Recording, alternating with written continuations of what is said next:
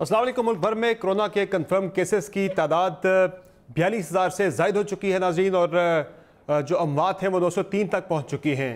और इसमें जो टेस्टिंग है हमारी वो 13,925 पे खड़ी है पिछले 24 घंटों के दौरान, और 30 अमवात पिछले 24 घंटों के दौरान हुई है, जबकि 1974 केसेस नए सामने आए हैं कोरोना के। और आज सुप्रीम कोर्ट में कोरोना वबा के हवाले से बड़ी अहम समाअत हुई, जहाँ चीफ जस्टिस ऑफ पाकिस्तान ने एक ऑर्डर जारी किया सुप्रीम कोर्ट ने, जिसमें मुल्क भर में तमाम शॉपिंग मॉल्स ओपन करने का हुक्म दिया गया है और मार्केटें हफ्ते के 7 दिन खुली रखने का हुक्म सुप्रीम कोर्ट की तरफ से सामने आया है। और NCC का जो फैसला था 2 रोज़ पहले दुकानें हफ्ता इतवार बंद रखने का, वो फैसला भी सुप्रीम कोर्ट ने कलअदम करार दे दिया है। और वफाकी हुकूमत ने सुप्रीम कोर्ट के इस फैसले को खुशाइंद करार दिया है, जबकि सिंध ने कुछ तहफ़्फ़ुज़ात के साथ इस फैसले पर अमल दरामद करने का उन्होंने भी ऐलान कर दिया है। जबकि दूसरी जानिब हुकूमत ने आज मुल्क भर में ट्रेन सर्विस भी 20 मई से खोलने का फैसला किया है। सिंध ने वफाकी हुकूमत के इस फैसले की भरपूर मुखालफत की है, और ये कहा गया है सिंध के वज़ीर ट्रांसपोर्ट की तरफ से कि अगर SOP पर अमल दरामद नहीं होता तो फिर शेख रशीद साहब को इस्तीफ़ा देना पड़ेगा वजारत रेलवे से। और आज सिंध के अपोजिशन लीडर फिरदौस शमीम नकवी साहब ने वफाक से सूबे में मुदाखलत का मुतालबा कर दिया है, और ये मुतालबा किया है फिरदौस शमीम नकवी ने कि सिंध वफाक सिंध के अंदर गवर्नर राज लगा दें। ऐसा क्या हो गया है कि सिंध के अपोजिशन लीडर वहाँ पे गवर्नर राज लगाने का मुतालबा कर रहे हैं। और आज एहतसाब के हवाले से शेख रशीद साहब जो कि पेशगोइयाँ तो कर रहे हैं बड़े अरसे से, उन्होंने आज नई पेशगोई की है कि 31 जुलाई तक झाड़ू फिरने वाला है और बहुत से सियासी लीडरान जो हैं वो जेल में होंगे और कई के नाम ECL पर होंगे। तो आया उनकी ये पेशगोई दुरुस्त साबित होगी? वाकई ईद के बाद एक कड़ा एहतसाब का दौर शुरू होने वाला है। हमारे साथ इसी पर बात करने के प्रोग्राम में मौजूद हैं जनाब चौधरी मंजूर साहब, पाकिस्तान पीपल्स पार्टी के सीनियर रहनुमा हैं। हमें प्रोग्राम में ज्वाइन कर रहे हैं अली मोहम्मद खान साहब, वज़ीर मुमलिकत बराए पार्लिमानी अमूर, और सेनेटर जावेद अब्बासी साहब मुस्लिम लीग नून के रहनुमा प्रोग्राम में हमारे साथ मौजूद हैं। बहुत शुक्रिया आप तीनों साहिबान का, आपने प्रोग्राम में अपना कीमती वक्त दिया। सबसे पहले बात कर लेते हैं सिंध की, चूँकि आज सिंध में अपोजिशन लीडर फिरदौस शमीम नकवी साहब ने वफाक को एक अपील की है, मुतालबा किया है कि वफाक सिंध में मुदाखलत करे और गवर्नर राज लगाए। उन्होंने क्या मुतालबा किया, जरा सुन लीजिए। वो नलायक के आला है, वो पप्पू का चप्पू है। ये जो खेल खेल रहे हैं ना, दोनों तरफ विकेट के खेलना, ये तो अब रुकेगा। पूरे सूबे के लिए डिमांड करते हैं कि वफाक आर्टिकल 149(4) को देके वो कामयाब ना हो तो इमरजेंसी लगाओ, और इमरजेंसी कामयाब ना हो फाइनेंशियल 235 तो 234 लगाओ, इससे कि ये लोग इस काबिल नहीं है कि इनको सिंध के अवाम की किस्मत का फैसला करने का हक दिया जाए। अली मोहम्मद खान साहब, ऐसा क्या हो गया है कि सिंध में पाकिस्तान तहरीक इंसाफ से ताल्लुक़ रखने वाले अपोजिशन लीडर फिरदौस शमीम नकवी साहब कह रहे हैं कि वहाँ पे फाइनेंशियल इमरजेंसी लगनी चाहिए, वफाक सिंध में मुदाखलत करे और गवर्नर राज लगाया जाए अगर ये चीज़ें कामयाब नहीं होती। आप एग्री करते हैं फिरदौस शमीम नकवी साहब से कि सिंध में हालात इतने बुरे हो गए हैं कि वफाक को मुदाखलत वहाँ पर करनी पड़ेगी? बिस्मिल्लाहिर्रहमानिर्रहीम, अल्लाहुम्मा सल्लि व सल्लिम मुबारक अला सय्यिदिना मोहम्मद। बहुत शुक्रिया जी।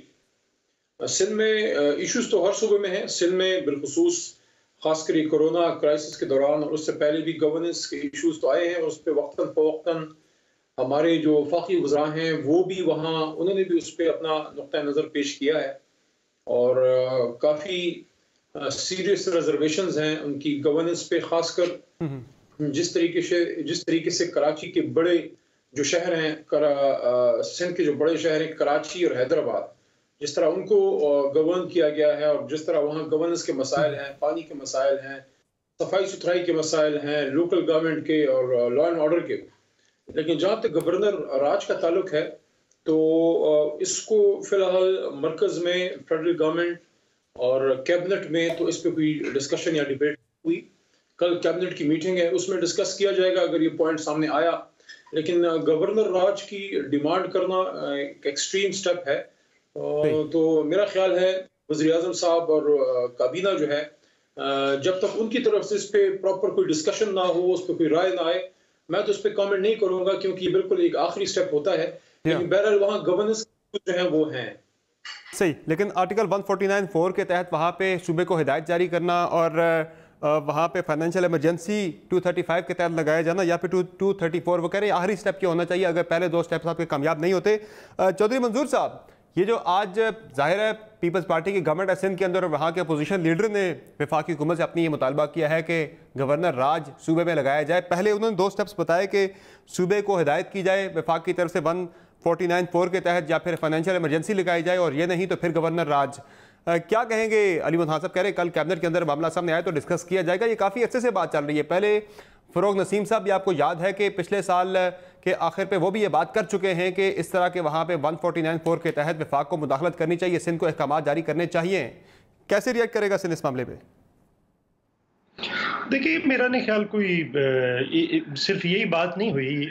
समर एक और भी बात और ख़तरनाक बात की है इनके साथ बैठे हुए जो दूसरे, वो शेर जमान, क्या नाम उनका, खुर्रम शेर जमान, उन्होंने जो बात की है हाँ, खुर्रम शेर जमान ने तो इससे ज़्यादा ख़तरनाक बात की है। उन्होंने तो ये तक भी कह दिया कि सुप्रीम कोर्ट ने, ऑनरेबल सुप्रीम कोर्ट ने हमारी दरख्वास्त पे आज ये हुक्म सादर फरमाया है और हम उनसे भी गुजारिश करते हैं कि हमारी इनसे जान छुड़वाने के लिए कोई आईनी रास्ता भी निकालें।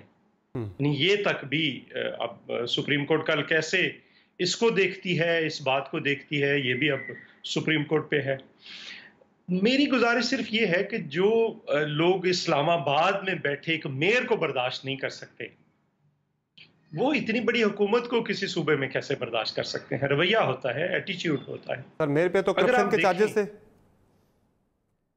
करप्शन के चार्जेस तो फिर सबसे ज्यादा तो इस वक्त केपी की गवर्नमेंट पे हैं। करप्शन के चार्जेस तो अभी सुप्रीम कोर्ट ने आज ही कहा है कि ये 90 करोड़ रुपया आपने इन पे खर्च कर दिया है, ये आइसोलेशन सेंटर जो बनाया है यहाँ पे लाहौर में, जॉर्ज टाउन के अंदर। और उसमें जरा आप देखें, वो जो उन्होंने कहा है कि टीन के डब्बों की चारपाइयों पे आपने लाखों रुपए का एक्सपेंडिचर दिखा दिया है। हमें बताया जाए कि इस मुल्क के पैसे ऐसे तो नहीं है कि जिस तरह से एनडीएमए जो है वो फेंक रहा है, या आप जरा देखिए तफ्तान पे आज क्या आ गया है। वो क्वारंटीन सेंटर था, वहां पे मुर्गियों के जो शेड थे उनके अंदर लोगों को रखा गया था, और उसका खर्चा जरा देख लें। 17 केसेस हैं केपीके के। फ्रॉम डेरा इस्माइल खान की जेल के टूटने से लेकर आज तक जितने वाकयात और सानेहात हुए हैं वो तो केपीके के अंदर हुए हैं। इस वक्त भी सबसे ज्यादा जो डेथ रेशो है वो तो केपीके के अंदर है। तो सर ऐसा कुछ तो होगा चौधरी मंजूर साहब, कुछ तो होगा ऐसा कि वहां के अपोजिशन लीडर गवर्नर राज का मुतालबा कर रहे हैं, हर कुछ तो ऐसा होगा जो वो बगैर किसी बुनियाद के तो बात नहीं कर सकते। सवाए इसके कि जिस दिन से सिंध गवर्नमेंट ने कहा कि नहीं ये है, ये इस तरह से करना चाहिए, ऐसे नहीं करना चाहिए, तो उस दिन के बाद से एक के बाद एक वजीर जो है बढ़ चढ़ के हिस्सा ले रहा है। तो हमें किधर आप धकेल के लेकर जा रहे हैं? हमने तो पाकिस्तान पीपल्स पार्टी आई थी, उससे पहले मुशर्रफ के, इन्हीं में से मेजॉरिटी तो मुशर्रफ के लोगों की है ना, इन्हीं की हुकूमतें थी। मैं तो यही कहूंगा कि इन्हीं की हुकूमतें थी कश्मीर के अंदर, जीबी के अंदर, बाकी जगहों पे हमने तो नहीं तोड़ी थी। हमने तो उनका टाइम पूरा होने दिया था और उसके बाद इलेक्शंस करवाए थे। ठीक है, अगर ये इस तरफ जाना चाहते हैं बिस्मिल्लाह करें, आए तशरीफ लाएं। ठीक है, सेनेटर जावेद अब्बासी साहब, इससे पहले भी इस तरह के बयान हम पिछले कुछ अर्से से सुन रहे हैं। एक तो वफाकी हुकूमत और सिंध की हुकूमत के दरमियान जो बयानबाजी और एक तलखी का सिलसिला है कोरोना वबा के मामले पे पिछले 2-3 हफ्तों के दौरान आपने इसमें मजीद आपने ज़्यादा इसमें तेज़ी देखी होगी। एक चल तो रही है चपकलिश, ऐसे में गवर्नर राज का मुतालबा सिंध के अपोजिशन लीडर की तरफ से आना, लग रहा है आपको कि वफाक इस तरफ जा सकता है? चूंकि बयानबाजी जिस तरह की हम दोनों तरफ से देख रहे हैं, हालात तो बड़े कशीदा है दोनों हुकूमतों के दरमियान।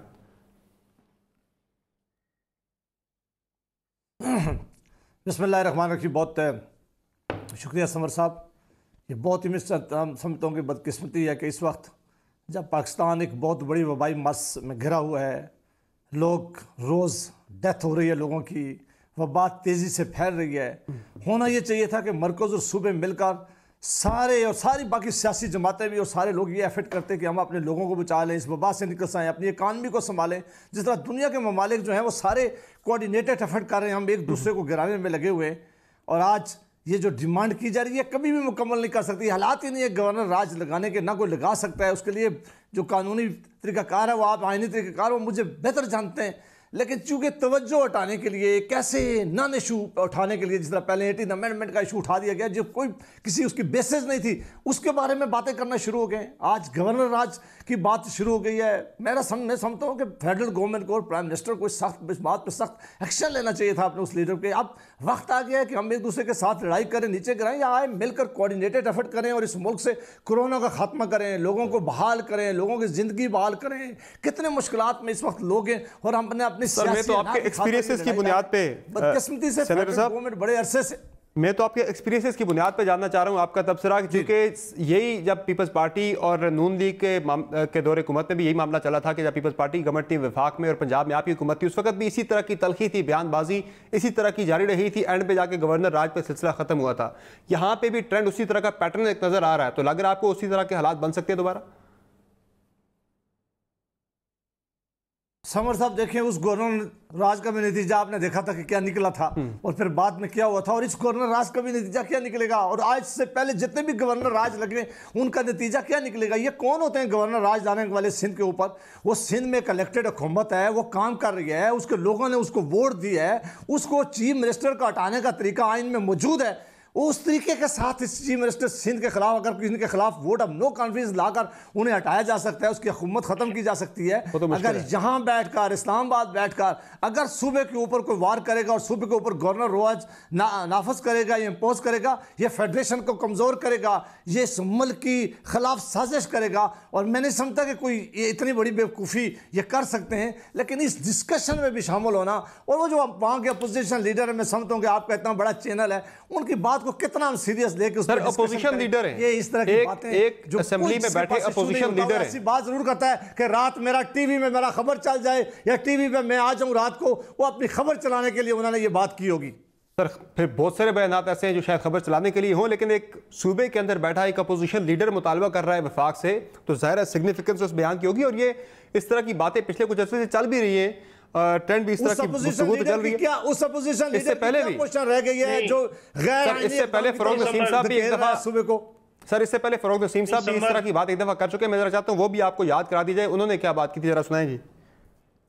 आर्टिकल 149(4) है कॉन्स्टिट्यूशन का। फेडरल गवर्नमेंट जो है उसके पास एक ऐसी एग्जीक्यूटिव अथॉरिटी है कि वो डायरेक्शंस दे सकती है किसी भी प्रोविंशियल गवर्नमेंट को, अगर कहीं भी कोई पीस, ट्रैंक्विलिटी या इकोनॉमिक लाइफ के मामलात गड़बड़ हो। 18वीं तरमीम में सब सर जोड़ के बैठे। 18वीं तरमीम बनाने वाले पीपल्स पार्टी के ही मेन लोग थे, PMLN वाले भी हमारे भाई थे, उन्होंने इस आर्टिकल को रिटेन किया। तो अगर तो ये प्रोविंशियल ऑटोनॉमी के खिलाफ होता ये आर्टिकल, तो कॉन्स्टिट्यूशन से निकाल देना चाहिए था। होने अब यही जाएगा। तो ये सेनेटर जावेद बाजी साहब, सिर्फ सिंध से ये आवाज़ नहीं आ रही, वफाक की हुकूमत में बैठे कुछ लोग भी वफाक की सिंध में मुदाखलत की बातें कर रहे हैं। ये सितंबर 2019 की बात है, तब से ये सिलसिला जारी है, ये आज की बात नहीं है।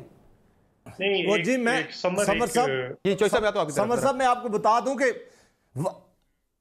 जी सेनेटर साहब आप बात मुकम्मल करें। ये एक गवर्नर राज के साथ मुख्तलिफ है। 189 में ये पावर दी हुई है, कोई डायरेक्शन दे सकती है। कोई ऐसे हालात तो फेडरल गवर्नमेंट के पास जो प्रोविजन जरूर मौजूद है, वो एक डायरेक्शन दे सकती है। कोई बहुत ज्यादा लॉ एंड ऑर्डर का मसला खराब हो जाए, कोई बहुत ज्यादा इकोनॉमिक्स इस तरह की आपको शुरुआत यहाँ से हुई थी। सूबे के लिए एक वो समझे कि कोई ऐसी एक चीज है जो सूबे को करनी चाहिए, वो नहीं करा, तो वो डायरेक्शन पास करने की हद पर गवर्नर राज में मुख्तलिफ है। ये पावर फेडरल गवर्नमेंट के पास है, और फेडरल गवर्नमेंट अगर मुनासिब समझे किसी वक्त उसके पास वो मशवरा करके कोई डायरेक्शन जो है वो पास कर सकते हैं। ये आर्टिकल उससे रिलेट करता है, ठीक है, गवर्नर राज की बात नहीं करता ये आर्टिकल। आज फिरदौस शमीम नकवी साहब का मुतालबा भी यहीं से शुरू हुआ और ये कहानी वहीं से शुरू हुई थी। उसी तरह में जाता चौधरी मजूर साहब आपको ऐड करना चाह रहे हैं क्विकली कि सोच पाई जाती है, वहां नहीं वफाक के अंदर भी सोच पाई जाती है। जी नहीं, दो क्विकली बातें कहना चाहता हूं। एक तो आप सर्वे करवा लें पाकिस्तान में कि सबसे बुरी परफॉर्मेंस किस चीफ मिनिस्टर की है, सबसे बुरा चीफ मिनिस्टर कौन है, फिर वहां से शुरू कर दें, वसीम अकरम प्लस से शुरू कर दें, फिर वो बुज़दार प्लस जो उधर बैठा है KPK में, वहां से फिर बलूचिस्तान चले जाएं। आप सर्वे करवा लें इस मुल्क में और पता चल जाएगा आपको। दूसरी बात ये देखिए फर्क क्या है हमारे में और उनमें। हम पंजाब में बैठे, मैं पंजाब का जनरल सेक्रेटरी हूं, मैं तो नहीं किसी दिन जाकर ताजरों के साथ खड़ा हो गया कि आप चूंकि खोलना चाहते तो मैं आपके साथ खड़ा हो गया हूं। ये शमीम नकवी, ये खुरम शेर जमान, ताजरों ने कहा हमने खोलना है, वो ताजरों के साथ, वो उलमा के साथ खड़े हो गए, जाकर ट्रांसपोर्टर के साथ खड़े हो गए। हम तो नहीं किसी के साथ। एक इस वक्त प्रिवेल करनी चाहिए सैनिटी प्रवेल, अक्ल प्रवेल करनी चाहिए। पॉपुलर हम नहीं कर सकते क्या? कौन सा मुश्किल काम है? आज भी हमें भी फोन आते हैं, हमें भी लोग कहते हैं, लेकिन हम पॉपुलर डिसीजंस की तरफ नहीं बढ़ रहे। और ये पीटीआई के वहां पे बैठे लोगों को इजाजत है तो वो सारा कर रहे हैं। किसके कहने पे ये सारा कुछ कर रहे हैं? अगर इनको मरकज से नहीं है, पीछे से हाथ नहीं है, तो फिर ये कैसे बात कर रहे हैं? लेकिन कई चीजों को मरकज ने डिनाई भी किया चौधरी मंजूर साहब, जिस तरह से खुर्रम शेर जमान साहब ने सारी जगह पे कर सकते हैं। ठीक है, मरकज ने कई बातों को डिनाई भी किया, वहां की बातों को डिसोन भी किया है। जिस तरह से खुर्रम शेर जमान साहब ने वहां पे अमवात के बारे में एक दावा किया था कि अमवात ज्यादा है, इससे छुपा रहा है। सेम डे असद उमर साहब ने उस बात को रिफ्यूट कर दिया था, डिनाई कर दिया था कि ये गलत है। वो इतनी अहमकाना बात थी कि उसको कबूल ही नहीं किया जा सकता था, डिनाई नहीं किया। सही। अली मोहम्मद खान साहब, ये वाली बात को तो डिनाई नहीं किया जाएगा ना यहाँ से, जिस तरह खुर्रम शेर जमान की बात को डिनाई किया गया था, रिफ्यूट किया गया था, ये वाली तो डिनाई नहीं होगी। ये सिलसिला तो चल रहा है, जिस तरह मैंने बात की, पैटर्न है बयानात का जो सितंबर 2019 से शुरू हुआ है। पहले तो उसका मैं कहना चाहूंगा कि जो लाहौर क्वारंटाइन सेंटर जो है उसके फिगर्स जो रिसेंट मेरे पास हैं, जो डॉक्टर यास्मीन राशिद साहिबा की तरफ से, उसकी जो हेल्थ मिनिस्टर साहिबा हैं, उनकी तरफ से इसकी जो आई है प्रेस रिलीज, वो यही है कि 90 करोड़ नहीं है, 90 करोड़ नहीं है, 7 करोड़ जो है वो रिलीज हुआ था, उसमें सिर्फ 2 करोड़ लगे हैं। तो मेरे ख्याल में कोई गलत खबर चली है और इस तरह की गलत खबरें बहरहाल वो नहीं चलनी चाहिए। दूसरा, यहाँ पे बात हुई कि चौधरी साहब ने कहा कि वहाँ हमारे मेंबरान जो हैं वो खड़े हुए बिजनेस कम्युनिटी के साथ। और ये देखें, आप और हम सब अवामी लोग हैं, हमारे पास जब ताजर रहनुमा या अवाम आती है तो हमने उनकी बात सुननी होती है और हमने उनको ये बताना होता है कि हम आपकी हर जायज़ बात के साथ हैं। ये पॉलिटिक्स का एक लाजमी हिस्सा है कि आप अवाम के साथ खड़े रहें। तो सर, वो चौधरी मंजूर साहब कह रहे हैं हमें भी पंजाब में लोग रब्ता करते हैं, लेकिन हम नहीं आके खड़े हुए उनके साथ। अर्ज करता हूँ, मैं अर्ज करता हूँ, वहाँ पे तहरीक इंसाफ की इस वक्त एक इम्पॉर्टेंट स्टेक होल्डर है सिंध गवर्नमेंट में, खासकर कराची में। तो वो जो हमारा स्टैंड है, जो हमारे एक पॉलिसी डायरेक्शन वज़ीर आज़म साहब ने भी दी थी कि मईशत का पहिया चले और कारोबार चलना चाहिए, एहतियात भी साथ साथ हो लेकिन कारोबार भी साथ साथ चले, और दोनों चीज़ों में जो है वो बैलेंस होना चाहिए, ताकि एक तरफ बीमारी का फैलाव ज़्यादा ना हो, लोगों की जान को खतरा भी कम हो, लेकिन साथ साथ रोजगार का पहिया चले ताकि मईशत ना बैठे। और आज तो मैं समझता हूँ कि मरकजी हुकूमत, इमरान खान साहब की सोच, हमारी डायरेक्शन विंडिकेट हुई है कि जो सुप्रीम कोर्ट ऑफ पाकिस्तान ने फैसला किया है, बल्कि हम तो 2 दिन फिर भी बंद करने की बात कर रहे थे, उन्होंने कहा कि आप ये 2 दिन भी जो है वो उसको खोलें। तो इसका मतलब ये है कि सिंध हुकूमत, सर, उन्होंने एसओपीज पर अमल दरामद की बात भी की है। एसओपीज पर अमल दरामद के हवाले से अली मुथाद साहब, जो एसओपी पर अमल दरामद के हवाले से जो पहले दिन से हम बयानात सुन रहे हैं, एसओपीज पर अमल दरामद होना चाहिए, मैं चाहता हूँ जरा सुना दीजिए नाजरीन को भी, आपको भी। पहले दिन से हम दावे क्या सुन रहे हैं कि नरमी करेंगे, लेकिन एसओपीज पर अमल दरामद के साथ वो क्या दावे थे और आज हो क्या रहा है, जरा सुन लें। हम हर चीज़ के लिए हमने बनाए हुए हैं कि क्या शराइत हैं, क्या कंडीशंस हैं, क्या क्या चीज़ों के ऊपर आपने अमल करना है अगर आपका कारोबार खुलेगा। तमाम एसओपीज को अश्योर करूंगा, एसओपीज को तो फॉलो करना होगा, एसओपीज तय करेंगे। अली मुथान साहब, कहाँ एसओपीज फॉलो हो रहे हैं? केपी में ट्रांसपोर्ट खुली है, वो फुटेजेस सब ने देखी है कि कोई ना किसी ने मास्क पहना है, ना कोई वहाँ पे डिस्टेंसिंग है, मुकम्मल वहाँ पे लोग ऐसे घुल मिल गए कि जैसे वहाँ पे कोरोना वबा है ही नहीं है। मुझे बता दें कहाँ एसओपी पे अमल दरामद हो रहा है? जो भी चीज़ हो रही है खोल रहे हैं, साथ एसओपी पे अमल दरामद होगा, लेकिन एसओपी पे अमल दरामद मुझे बता दें कहाँ हो रहा है?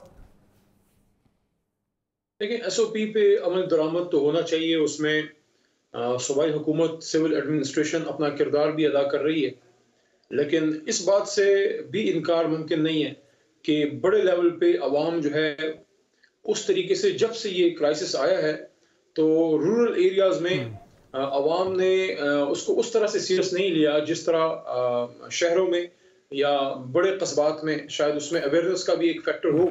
लेकिन जो सुप्रीम कोर्ट की भी डायरेक्शन है और उससे पहले भी ये बात मरकजी हुकूमत ने की है कि एसओपीज के साथ इसको करना पड़ेगा, बल्कि खान साहब ने तो यहाँ तक बात की कि अगर प्रॉपर एसओपीज फॉलो नहीं होंगे तो हम दोबारा सख्त करने की तरफ भी जो है, सर यहाँ तो नरमी की तरफ ही जा रहे हैं एसओपीज। अली मुथान साहब, एसओपीज पर अमल दरामद नहीं हुआ, लेकिन हम तो नरमी की तरफ जा रहे हैं। कहाँ दोबारा से बंद हुआ, कहाँ दोबारा सख्ती हुई एसओपीज की वायलेशन पे? एसओपीज पे अमल दरामद तो कहीं नहीं हो रहा।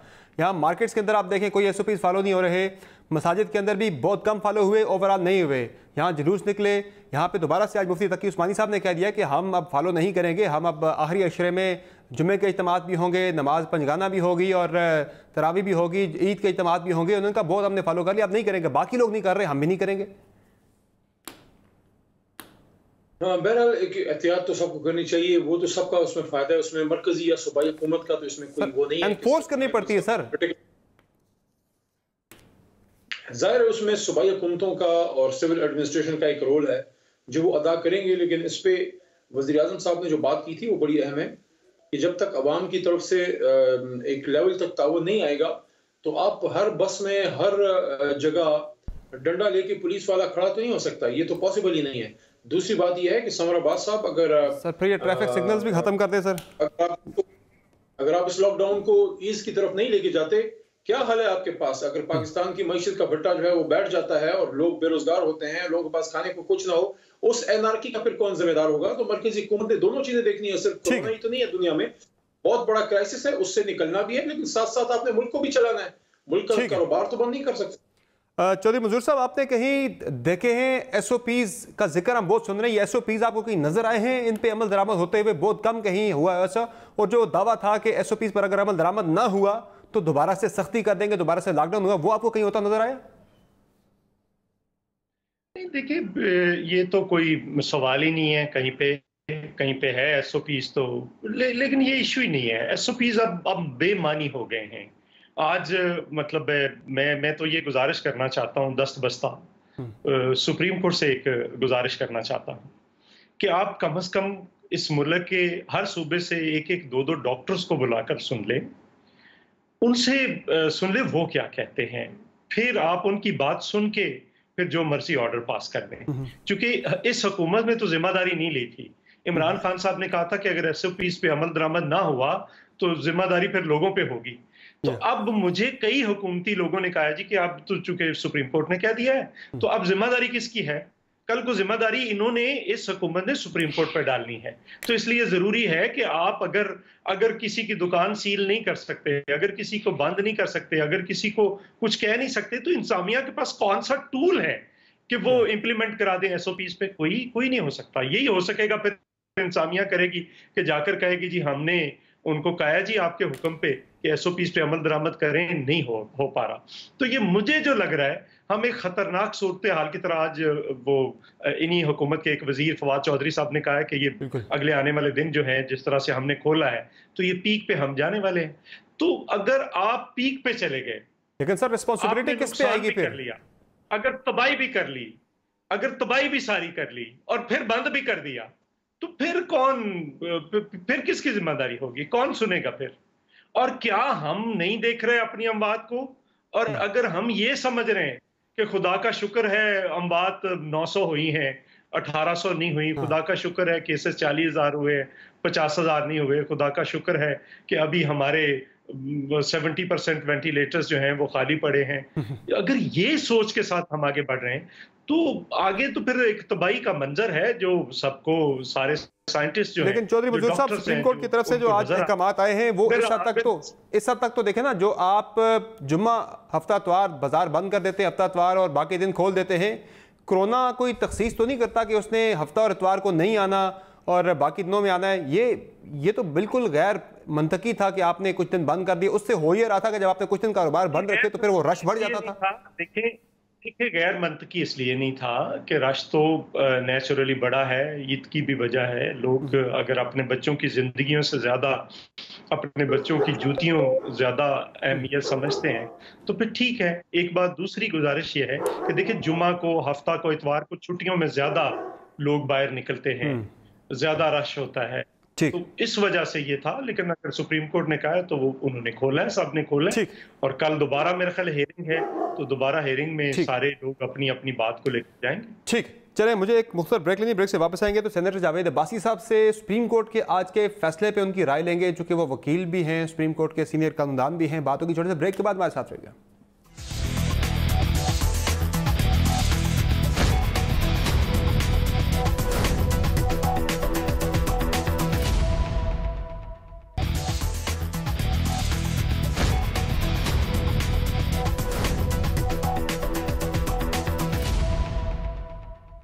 Welcome back to the show नाज़रीन। आज सुप्रीम कोर्ट में कोरोना वबा के हवाले से अज़कुर नोटिस केस की समाअत के दौरान चीफ जस्टिस ऑफ पाकिस्तान ने बड़े अहम रिमार्क्स दिए। उन्होंने कहा कि हमें मंतक बताई जाए, क्या वबा हफ्ते और इतवार को नहीं आएगी? क्या हुकूमतें हफ्ता इतवार को थक जाती हैं? क्या हफ्ता इतवार को सूरज मगरिब से निकलता है? आप नए कपड़े नहीं पहनना चाहते लेकिन दूसरे लेना चाहते हैं। बहुत से घराने सिर्फ ईद पर ही नए कपड़े पहनते हैं। सील की गई मार्केट्स भी खोलें और डराने के बजाय लोगों को समझाएं। अरबों रुपए कोरोना मरीजों पर खर्च हों तो हर मरीज़ करोड़पति हो जाए। हिसाब किताब मांगा गया आज वफाकी हुकूमत से, जो आप अखराजात कर रहे हैं। NDMA से भी सवाल किया गया अखराजात के हवाले से। सेनेटर जावेद अब्बासी साहब, आज सुप्रीम कोर्ट की जो समाअत थी, जो फैसला हुआ कि तमाम शॉपिंग मॉल्स को खोल दिया जाए और मार्केट्स जो आप हफ्ते में 5 दिन खोलते हैं अब उन्हें 7 दिन खोला जाए, जो कि हफ्ते इतवार को कोई कोरोना की छुट्टी तो नहीं होती। क्या कहेंगे आज सुप्रीम कोर्ट की समाअत के हवाले से? वैसे वफाकी हुकूमत तो पहले ही तैयार बैठी थी कि इस तरह का कोई हो चुके। इमरान खान साहब तो कह चुके हैं कि अब इस कोरोना वबा के साथ तो हमने रहना है, तो वो आहिस्ता आहिस्ता चीज़ें वैसे ही खोल रहे थे। आपकी पार्टी का बड़ा एक सख्त स्टांस था कि हमें सख्त लॉकडाउन की तरफ जाना चाहिए, लेकिन आज का फैसला जो आपकी पार्टी की तरफ से जो मुतालबा रहा था उसके बिल्कुल बरखिलाफ एक और सिमत में आया है। क्या कहेंगे इस फैसले पर?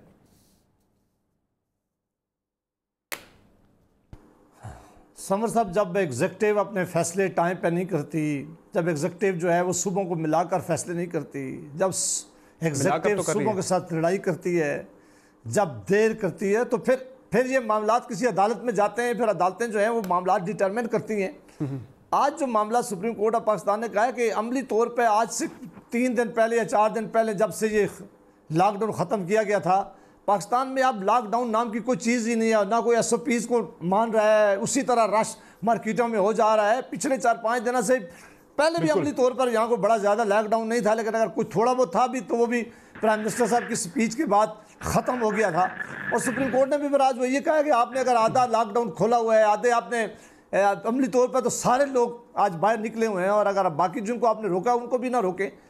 बेहतर ये होता कि दुनिया सारी में ये स्टैंडर्ड है कि आप कोई फिगर्स देखते हैं, आप कोई नंबर्स देखते हैं, आप कोई एक्सपर्ट को बुलाते हैं, एक्सपर्ट ओपिनियन लेते हैं, उस ओपिनियन को बेस कर फिर कोई फैसला होता तो वो फैसला ज़्यादा जानदार होता है। जब एग्जेक्टिव भी ले रही होती तो उनको भी ये मामला चाहिए था कि क्या, मैंने अपनी सेनेट की स्पीच में भी कही है और मैं आज भी ये बात दोहरा रहा हूँ कि पाकिस्तान दुनिया का वाहिद मुल्क है।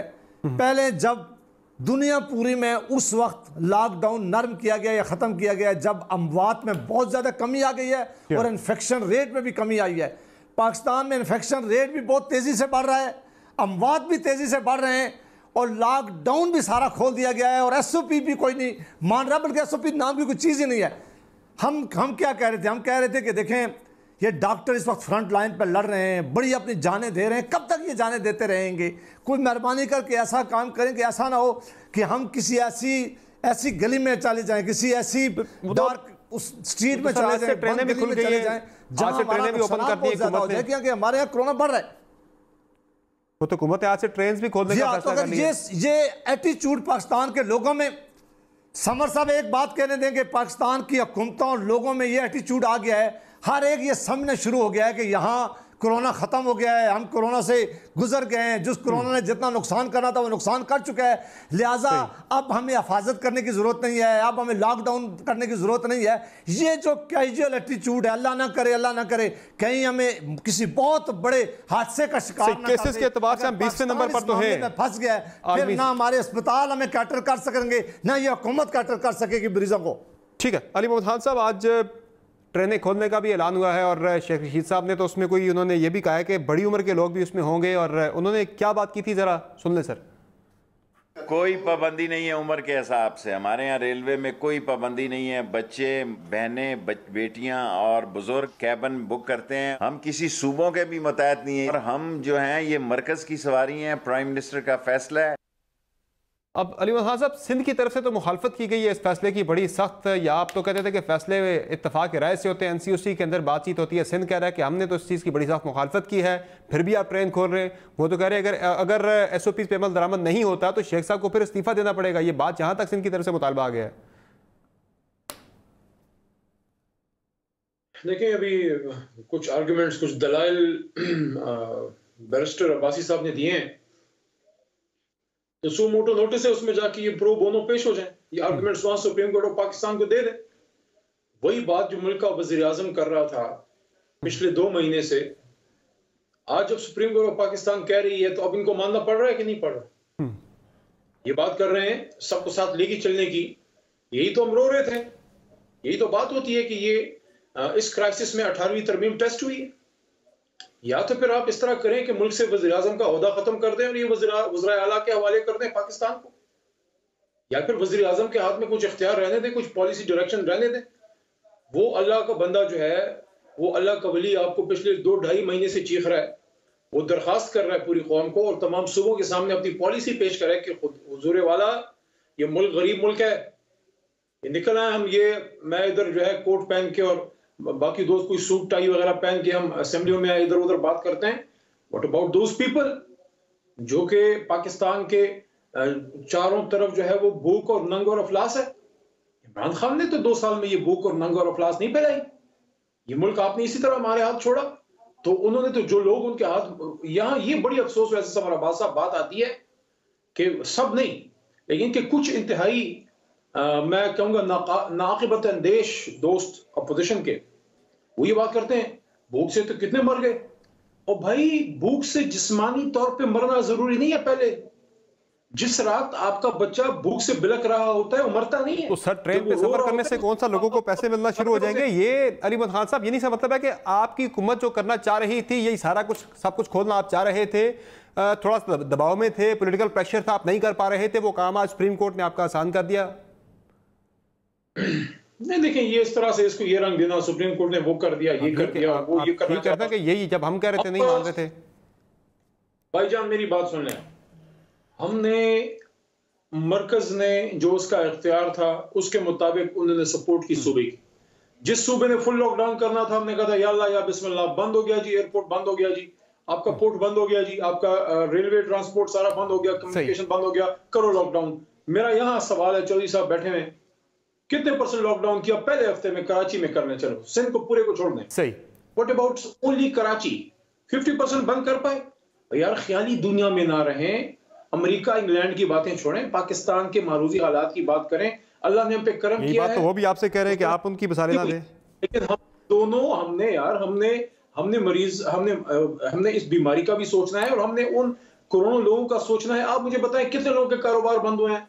समर अब्बास साहब, क्या रियासत पाकिस्तान में, मैं चैलेंज करता हूं अली मोहम्मद साहब, मैं एक चीज आपके सामने रखना चाहता हूं, जरा एक शहर के एक मोहल्ले को पूरा खिला के मुझे दिखा। चले एक चीज जरा सुन लीजिएगा, एक चीज जरा सुन लीजिएगा अली मोहम्मद साहब, मैं आपके सामने एक रख रहा हूं एक वाकया, एक फैमिली का, जो मेरे शो में आए थे, मैंने कोविड सर्वाइवर्स के साथ एक प्रोग्राम किया था। एक ही खानदान के 10 अफराद इन्फेक्ट हो गए थे और वो कैसे हुए थे ये जरा सुन लें उन्हीं की जुबानी। सर जरा अरशद साहब, सर आपको क्या लगता है कहाँ आपसे बेएहतियाती हुई? मैं एग्जैक्टली आपको बता सकता हूँ। मेरा छोटा भाई है, वो कराची से बाई ट्रेन आया था, और ट्रेन में वो आपको पता है सारे इधर उधर मुसाफिर आते जाते हैं, उतरते भी हैं, चढ़ते भी हैं। लग रहा है मुमकिन तौर पर आपके भाई को ट्रेन में सफर करने की वजह से लगा, ट्रेन में सफर के दौरान लगा, और इनके भाई की डेथ हो गई थी जो ट्रेन पे कराची से आए थे, वो कोरोना में मुब्तला हुए, उनको ट्रेन से वो कह रहे लगा और फिर घर के 10 अफराद को मजीद लगाया और खुद उनकी अपनी डेथ हो गई थी। ये मुमकिन नहीं हो पाएगा सर ट्रेन के ऊपर। चले रोजगार की हद तक तो ठीक है, फैक्ट्रीज खोलनी, आपने कारोबारी दीगर मराकज खोल दिए, लेकिन ट्रेन खोलने का फैसला बहुत प्रीमेच्योर नहीं है सर? नहीं, यहाँ पे एक बात है ना, एक बात है यहाँ पे, हम सर जो भी हम बात करें ना, ये मुल्क किसी खास तबके का नहीं है समर साहब, ये मुल्क हम सबका है। सही। जो हमने तजर्बागाह बना दिया है, जो तजर्बा करना होता है हमने गरीब पे करना होता है। ये नहीं कि ये पिछले 1.5 महीने में मैं भी राशन डिस्ट्रीब्यूशन में काफी बिजी रहा, हमने भरपूर कोशिश की है और उसमें कामयाब हुए हैं कि किसी आदमी को जब हम इमदाद दें तो कम अज कम चेहरा ना दिखाएं, क्योंकि एक तो गुर्बत, ऊपर से कमजोरी, लाचारी, और ऊपर से जनाब आपकी इज्जत की भी सरेआम नीलामी हो जाती है। पैसे वैसे आपको जो कोई 10 रुपए का थैला मिलता है, 50 रुपए की तस्वीर बनती है। ठीक है जी। तो ये मुझे बताएं, जब आपके शॉपिंग मॉल्स खुल रहे हैं, जब आपके बिजनेसेस खुल गए हैं, ऑफिस खुल गए हैं, भाईजान आपके पास तो गाड़ी होगी, मेरे पास भी कोई गाड़ी होगी। व्हाट अबाउट 85% ऑफ पाकिस्तानी जो इसी में ट्रैवल करते हैं? या तो अगर आपको फुल सर ये उन्हीं की जिंदगी मौत का मसला है, वहां से वो इन्फेक्ट होकर घर चले जाएंगे, तो मेरे ख्याल से ये ज्यादा बड़ा मसला होना चाहिए।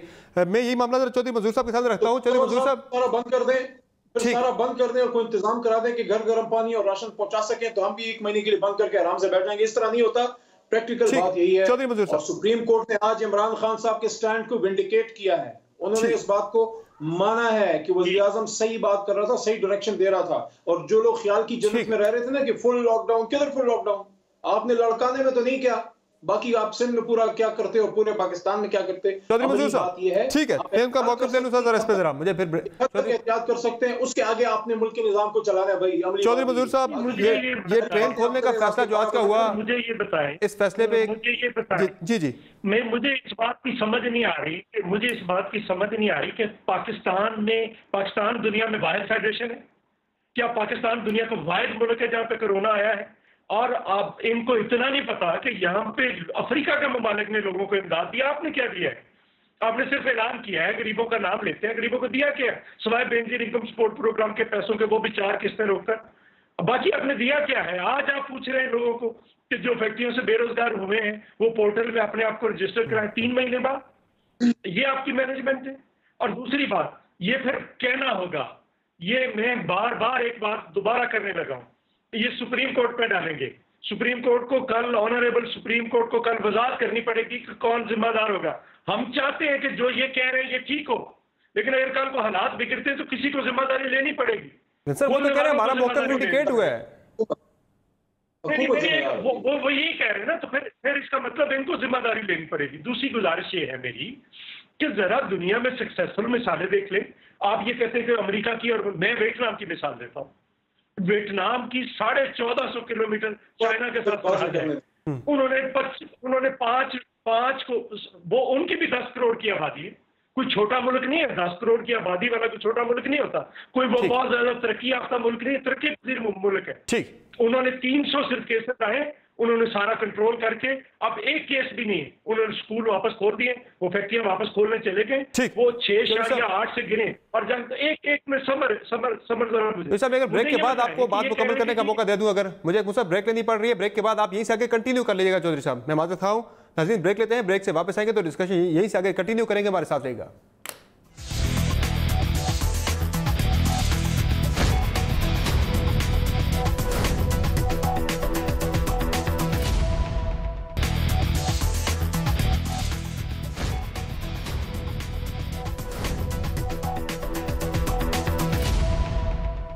वेलकम बैक दर्शक नाज़रीन। ब्रेक से पहले चौधरी मंजूर साहब बात कर रहे थे। चौधरी साहब, अपनी बात मुकम्मल कीजिएगा कि फिर हमने इस हकीकत को तस्लीम कर लिया है जब खान साहब ये कहते हैं कि कोरोना तो लंबा चलना है, हमने इसके साथ रहना सीखना है। जब हमने सब कुछ खोल दिया तो हमने इस हकीकत को मान लिया कि हम फिर इस पर काबू नहीं पा सकते और हाथ खड़े कर दिए हमने। हम तो क्या बात कर रहे हैं, हमने तो ज़िया-उल-हक के साथ भी गुजार लिए थे 11 साल इस मुल्क में। हम तो अब इस पीटीआई के साथ भी रह रहे हैं, लेकिन एक्चुअली ये क्या कोरोना पे सब कुछ डाल देंगे? करप्शन की जो 2019 की रिपोर्ट है करप्शन की, तो वो 117 से आप 120 पे आ गए हैं। जमहूरियत पे आप 108 पे थे, 112 पे आ गए हैं। गुर्बत 31.3% से, ये मैं इंटरनेशनल रिपोर्ट्स दे रहा हूँ, सारे इदारों की रिपोर्ट्स दे रहा हूँ। 40% हो गई है आपकी गुर्बत जो है। आपका जो सहाफ़ी इस मुल्क के अंदर था, जो सहाफ़ी, उसमें आप कहीं नजर नहीं आ रहे। आपका जो ह्यूमन राइट्स है उसमें आप ब्लैक में चले गए। आपकी कौन सी चीज है जो, ये 2019 की मैं रिपोर्ट्स दे रहा हूँ, ये पूरी फिगर्स हैं मेरे पास, एक लंबी फिगर्स है, 10 से 15 के करीब हैं जो मुख्तलिफ इंडिकेटर्स हैं। क्या आप इसके पीछे छुपने देंगे हम, या आप छुप सकेंगे? ये 2019 की रिपोर्ट्स है, उस वक्त कोरोना नहीं आया था। आपकी परफॉर्मेंस क्या है? जो आपकी इकोनॉमी है आपकी पहले ही गिर गई थी, और गिरने के बाद अब तो वो -2 पे जाने वाली है। आपके बेरोजगारी के अंदर पहले ही इजाफा हो चुका था। कितने घर आपने बनाने थे? क्या 20 लाख घर 2 सालों में बना दिए हैं? क्या आपने 40 करोड़ नौकरियां दे दी हैं लोगों को? जो आपने 1 करोड़ नौकरी देनी थी, 40 लाख नौकरियां दे दी आपने। क्या किया है आप लोग? ठीक, अभी तो कोरोना वबा के दौरान और बहुत सारे लोग बेरोजगार हो गए। अली मोहम्मद साहब, क्विकली आप कंक्लूड कीजिएगा। एक तरफ तो ये मामला है कि ये संभलने का नाम नहीं ले रहा, लेकिन साथ ही साथ अब शेख साहब फिर कह रहे हैं कि बहुत सारे लोग फिर पकड़े जाएंगे, और आपने ट्रेन भी खोल दिया। ऐसे में मुल्क के अंदर एक तरफ कोरोना वबा पे अपोजिशन के लिए आपसे मामला निमट नहीं रहा, और आप सारा अपोजिशन की तरफ तवज्जो डाल के इससे तवज्जो हटा रहे हैं अपनी नाकामियों से। मैं तमाम अरबाब इक़्तिदार को वार्न कर रहा हूँ, इंक्लूडिंग हम अपने आप को भी। सही।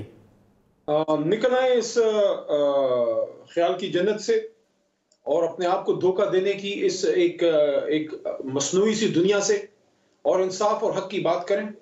ठीक, बिल्कुल पूछें इमरान खान साहब से 20-21 महीनों का सवाल, और अगर हम जवाब ना दें तो ठोडे मार के मैं बाहर निकालें। सेनेटर जावेद अब्बासी साहब, आपसे भी सवाल होगा। ठीक है, आपसे भी सवाल होगा।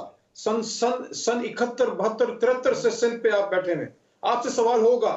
थरकी प्यास का सवाल होगा, आपसे सवाल होगा कि कितने लोग वहां पे, कितने लोग वहां पे तबाह बर्बाद हैं। और नून पे भी सवाल होगा, नून से भी सवाल होगा कि आपने पंजाब को क्या दिया। चलो आप इस पे प्रोग्राम कर लेते हैं। 3 वजीर आजम बना के आपने पंजाब में एक आम आदमी को हम इस पे प्रोग्राम कर लेते हैं। वहां पे समर, आप इस पे टाइम नहीं है, आप इस पे हादसा वो कह रहे हैं, इससे पूरा प्रोग्राम कर लेते हैं। आपसे सवाल करें कि आपने सिंध में पीपल्स पार्टी ने और नून ने पाकिस्तान के लोगों को क्या दिया। आपने 40 साल में पाकिस्तानियों को भूख, नंग, अफलास और दुनिया भर में पाकिस्तान। मुझे इसी पे जरा जाओ वहां पे मजदूरी करो, और ये पाकिस्तान जो है, ये पाकिस्तान। ठीक है अरीमुद्दीन खान साहब, आपका जवाब आ गया सर। मुझे सेनेटर जावेद अब्बासी साहब के कंक्लूडिंग रिमार्क्स सही है। आपने यहाँ पे रोजगार का कोई हाल नहीं छोड़ा, मुल्क को तबाह करके इमरान खान से सवाल करते हैं कि क्या ठीक किया। अपने आप से सवाल करें सेनेटर जावेद अब्बासी साहब। तो फिर हम जिस सिम्त में जा रहे हैं, मैं कुछ कहूँ सर, हम जिस सिम्त में जा रहे हैं, फिर यही बेहतर सिम्त है या फिर हम जी देख तबाही की तरफ जा रहे हैं? एक तो ये अली मोहम्मद खान साहब ने एक रटी रटाई बात हमेशा की तरह में आज सुनाई है। बड़ी अफसोस की बात है कि मैं इस इशू पे अभी बात करूं और ये मेहरबानी करके प्रोग्राम रखे और बताएंगे हमने क्या किया और इन्होंने क्या किया। देखिए मसला क्या है, मसला ये है कि ये जो कोई गरीबों का नाम ले रहा है, कोई ये ले रहा है लॉकडाउन के ऊपर सियासत कर रहा है, कोई सॉफ्ट लॉकडाउन के ऊपर सियासत कर रहा है। मेहरबानी करके आप ये बताएं कि अगर एक सैलाब आया हो और एक सैलाब में बस्ती लोग हो और बस्ती के लोगों को बाहर निकाला जाए और ये बात की जाए कि आपने गरीबों को घरों से क्यों निकाला है, ये कितना मानी खेज बातें जो हैं ये कर रहे हैं, गरीबों के नाम लेके कर रहे हैं। और मेरे भाई इस वक्त कोरोना वबा हुई है, ये मर्ज दुनिया सारी में फैला हुआ है, लोगों को महफूज करने की बात की जा रही है। आप कोई जो बातें आप करते हैं वही करते हैं, और आप इस वक्त आग लगी हुई है, आप उसको बुझाने का नहीं देते, तरह तरह की नई बातें करते और फिर भाषण देना शुरू कर देते। मेहरबानी करके आप समझने की कोशिश करें कि मुल्क किन हालातों से गुजर आया। ठीक है, चले बहुत शुक्रिया, बहुत शुक्रिया आप तीनों मेहमानों का, आपने प्रोग्राम में अपना कीमती वक्त दिया। नाजरीन आज के प्रोग्राम में इतना ही। ये कोरोना के मामले पे हमें इस तरह की डिबेट नहीं चाहिए, बल्कि कंस्ट्रक्टिव डिबेट चाहिए जिसपे क्रिटिसिज्म के बजाय तजावीज़ और मुतबादिल पॉलिसी सामने आनी चाहिए। आज के प्रोग्राम में इतना ही। आपके फीडबैक का इंतजार रहेगा। इजाज़त दीजिए, अल्लाह हाफ़िज़।